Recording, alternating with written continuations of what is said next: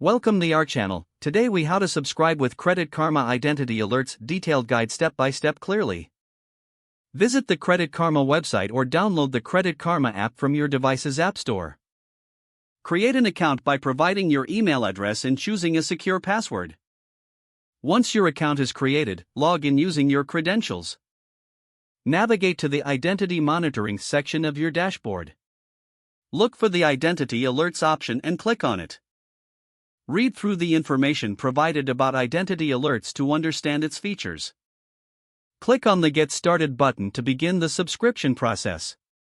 You may be prompted to provide additional personal information for verification. Enter the required details, such as your social security number and date of birth. Review the terms and conditions associated with Identity Alerts. After agreeing to the terms, confirm your subscription by clicking on the appropriate button. You should receive a confirmation message indicating that your Identity Alerts subscription is active. Regularly check your email for alerts and updates related to your identity protection.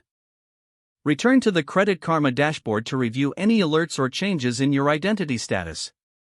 Feel free to adjust your alert settings based on your preferences. If the page does not load, refresh the browser or try again in a private or incognito window. Make sure you are using the correct email address, then retype it carefully to avoid small typos.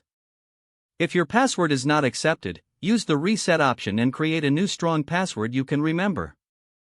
Check your spam folder for verification or security emails, then complete any requested confirmation steps.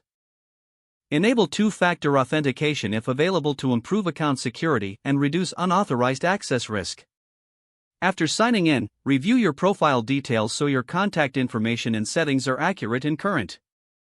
If you see an error message, note it down and try again after restarting your device and internet connection.